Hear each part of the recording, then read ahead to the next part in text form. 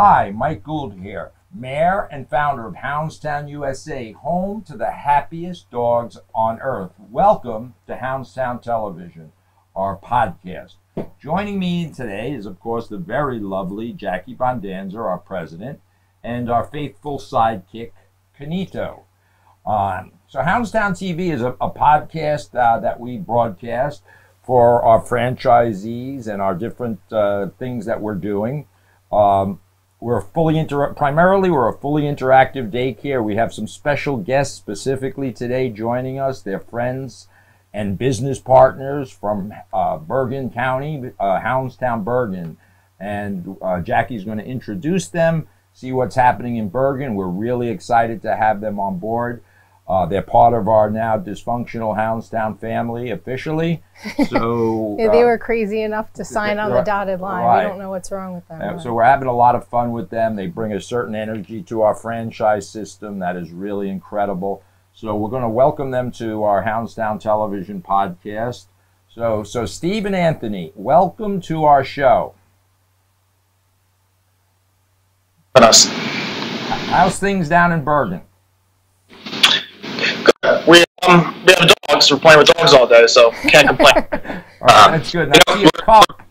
I see a Hounds Town mug, and what I see is that chocolate ice cream on top.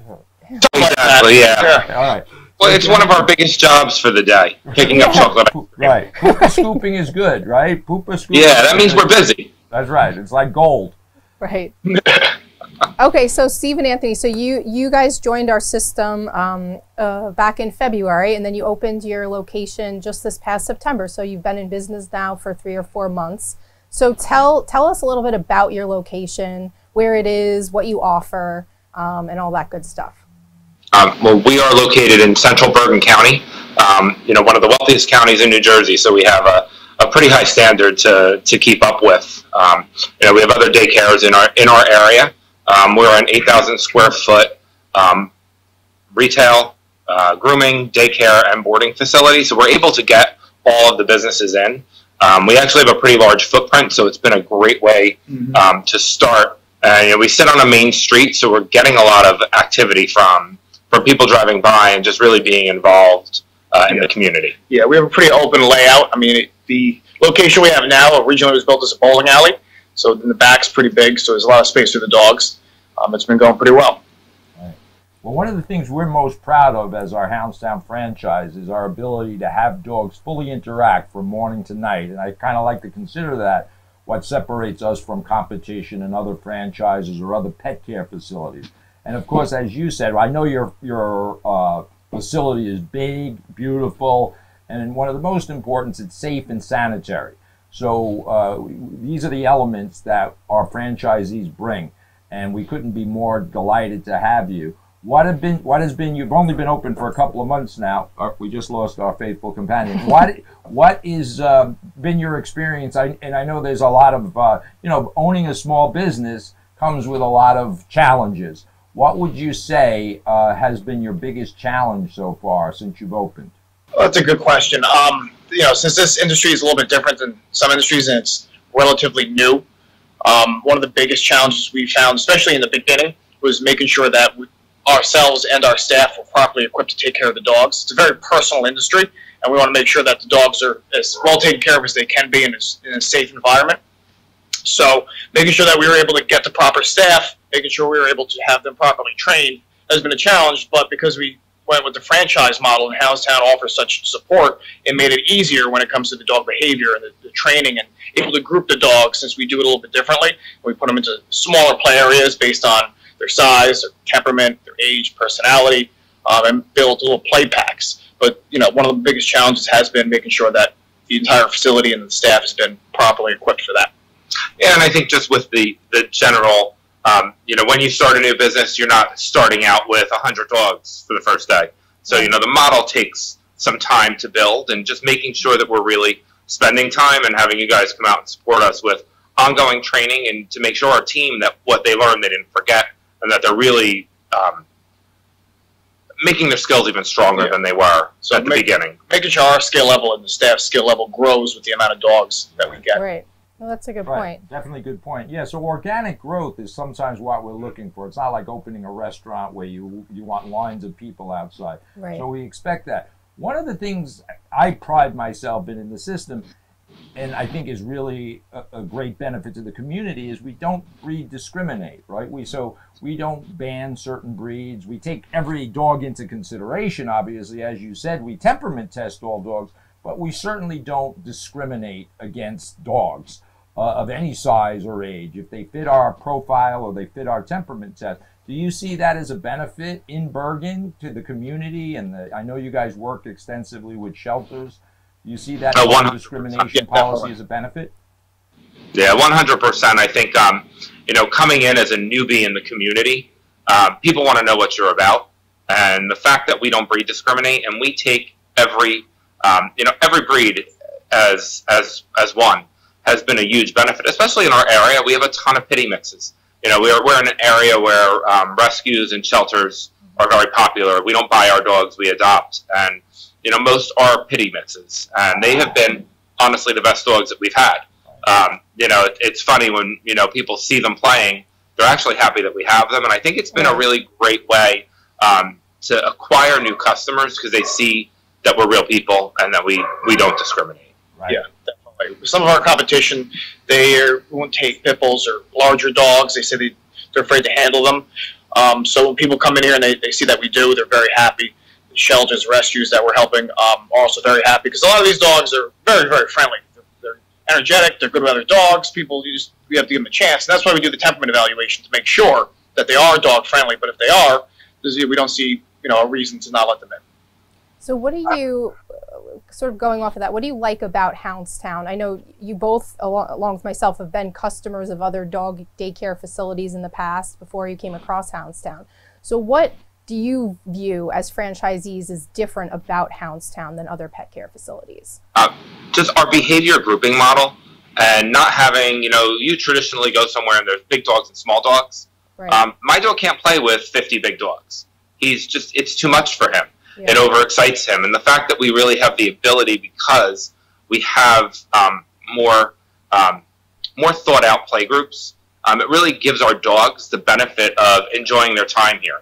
And it really helps our customers.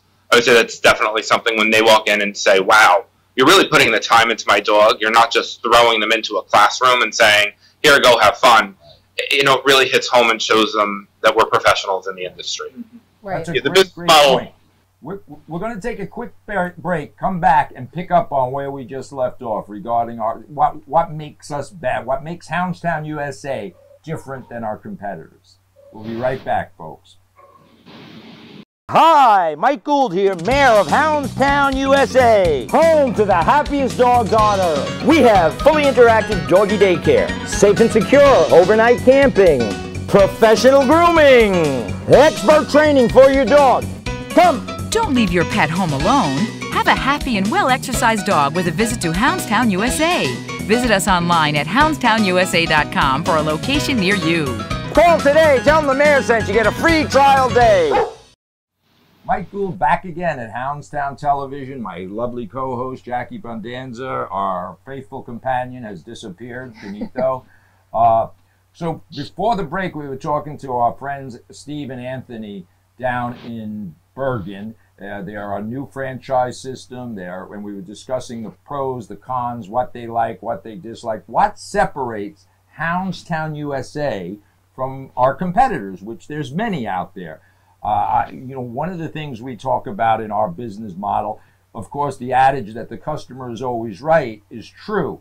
The difference is the customers in our case is the dogs. So we take the needs of the dogs, frankly, kind of ahead of that's the most important. Our facilities are designed with the dogs in mind. Of course, they're beautifully, aesthetically made up as a town, but and we don't breed discriminate. So let's get back with Anthony. Right before the break, we were talking about why our model is different than our competitors. Yeah, so when we first were introduced to Hounds Town, the business model really resonated with us since it was mostly based on dog behavior and not just putting together large dogs and then small dogs in two separate areas, but since it was based on grouping them based on a lot more factors, such as their size, their personality, their age, their energy level, who they get along with. The fact that we take the collars off so that it makes a more natural play environment. It just made a lot of sense to us. And even when we're telling our customers when they're coming in for the first time and they're seeing our facility and they're seeing how we operate, it even makes sense to them. They say, you know, none of the other places I've been to does it like this, and it makes sense, and they enjoy it, and the dogs seem to have a better time too. And obviously your business is growing, and so obviously positive things are happening. And I also know that you guys do a certain we like Hounds Town Charities that does a lot of community outreach. And talk a little bit about your very special relationship with the shelter and the vets in the area, etc. You guys have a special relationship with the yes. We've developed a very strong relationship with the Bergen County Animal Shelter out here, and we're trying to develop ones with some of the vets and the rescues to help. We have a large facility, and since we're still getting up and running, we have the capacity to be able to give back and help some of these rescue dogs and these shelter dogs. So we've been taking certain dogs from the shelter that are friendly with staff and dog friendly and trying to integrate them. It gives them a better environment, and we've been able to get help a few get adopted from there. We've also we have some very generous customers who donated a lot of items because we're doing a drive for Christmas for the shelter. So we're able to give them a lot of food and toys for the shelter dogs to make their stay there a little bit better. And it's really just trying to help these dogs get adopted. And a lot of them, since we don't breed discriminate, it helps because a lot of these dogs are pit bull or large dog mixes, and they're a little harder sometimes to get adopted. So by being able to take them in and let them play with the other dogs and show on our videos that they're friendly and they're good with other dogs, it's been helping a lot. Yeah. So unfortunately, most of our dogs that we're taking in from the shelter have been owner surrenders, and going to a shelter after living in a house that had a loving person can kill that dog. And just the fact that we get them out here to take that shelter mentality away from them and show them that there's the volunteers at the shelter try as hard as they can to play with the dogs, but there's not a lot of time and there's not a lot of room in the facility for them to do it. The fact that these dogs get to play with customers' dogs and really see, just how well natured they are, and it's been great. The last 3 we had, so 4 dogs that we've worked with have gotten homes. We've taken one of them, who's kind of our mascot and runs the place when we're not here. He's a little bit stubborn, but the other 3 were probably dogs that the shelter thought were going to be one of the harder ones. Right. To get adopted because the shelter being locked in their kennel all day was killing them. So what do you see, with the brand in the future? Like, what opportunities do you see with the Hounds Town brand, and like, what is your vision for being included in that in the future of the brand? Well, we see a lot of potential in the Hounds Town brand. We see a huge need just in general, not in just our areas, but throughout the country, that could benefit for this type of model, where more, dogs are becoming more accepted in a lot of different facilities. There's a lot of larger house developments being built that are dog friendly. People view their dogs now as family members, and having a place that they can trust to bring their dog to play with other dogs all day, that's based on dog behavior, and so that we can instill good behaviors into the dogs, I think has endless possibilities to be able to expand pretty much anywhere. I think that the model and the feedback from the customers and just the way we do business, really we could be the premier pet care brand. And it all starts with our main business of daycare, but there's so many offshoots that come to that we can really help an owner have a full experience with us and make sure their dog is cared for. Of course. So, and obviously, I completely agree. So since our inception, and I can go back, of course, the breed discrimination is ridiculous to me because certain facilities won't accept German Shepherds, Rin Tin Tin. I mean, it's really shocking to me, and I take that personally.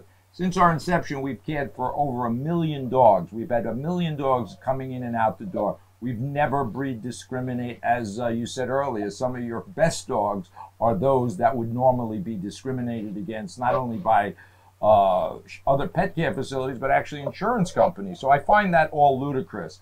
And I think one of the things, just to touch upon, we don't exploit our customers. We educate them. So rather than nickel and dime them, and we don't upcharge for belly rubs and filtered water, just touch upon that kind of straightforward pricing or the straightforward services that we provide.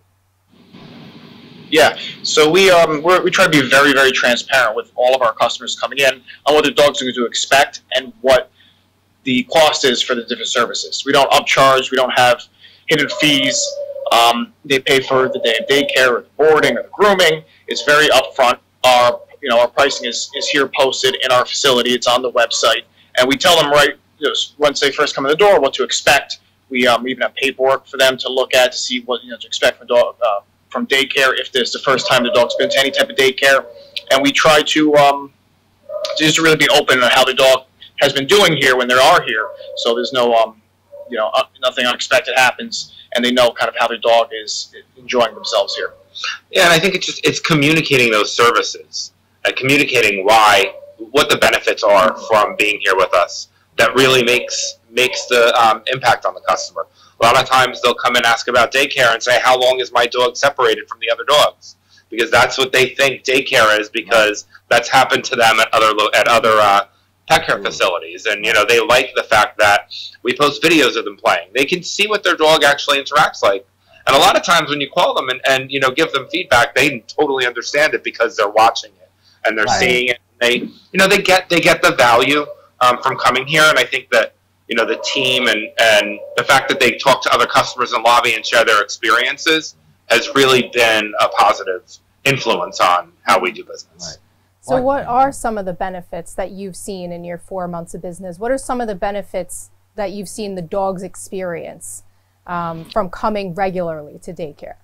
So I would say we have our two, we have two dogs that were kind of the hardest ones when we first opened. They were young, they were puppies, and they were hyper. And we really spent a lot of time working with them, and the team did.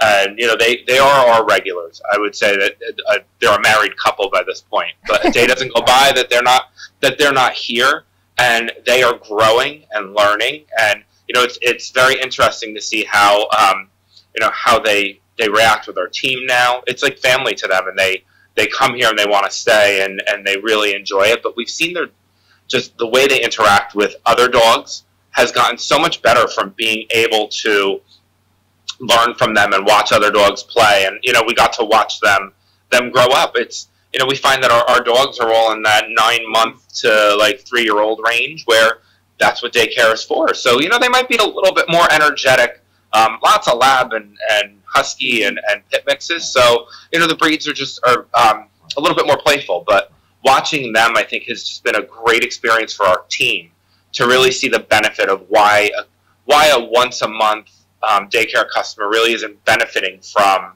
the service. Their dog is coming, and it's like a new experience for them. So our regulars that come weekly are really getting the benefit of our service, and it's not just, my dog's going to run for the day. My dog is really learning how to socialize and interact. Right.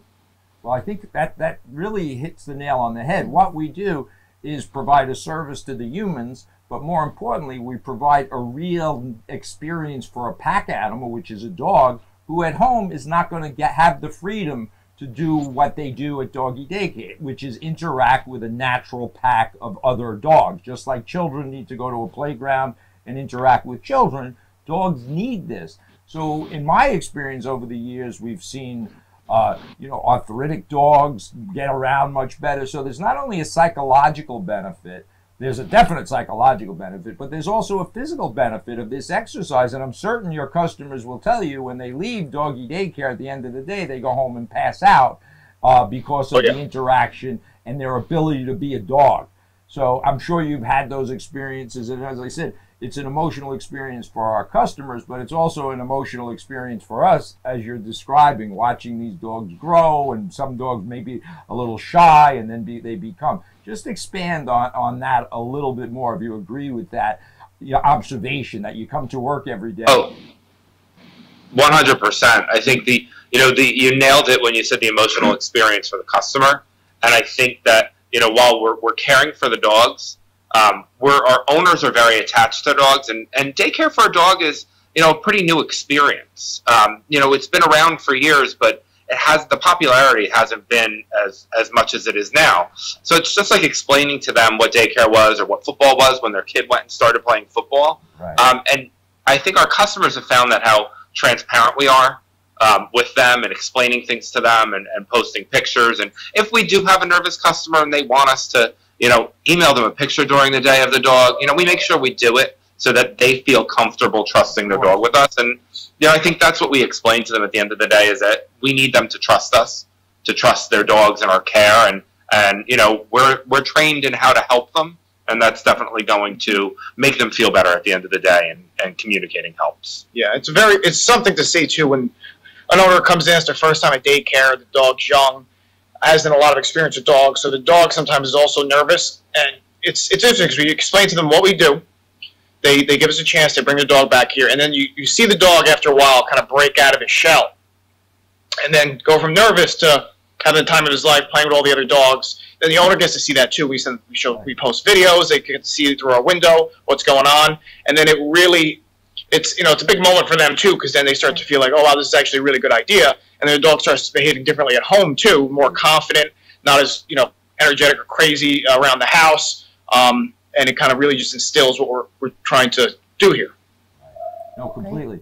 And I don't think there's, as I said earlier, there's nothing more rewarding to me. I've been doing this for a long time, over 1 million dogs, but on any given day, I can just look in one of our playrooms and watch a pack of dogs of all sizes and temperaments and breeds, and they're having a really wonderful time interacting. It's like watching children play at a playground, and they're just having a lot of fun. All right, well, we're running out of time at the moment, but do you have anything else you'd like to add about your location or what you're looking towards to the future? Well, we're just looking to get more dogs to expand, and if anybody wants to stop by, we're open.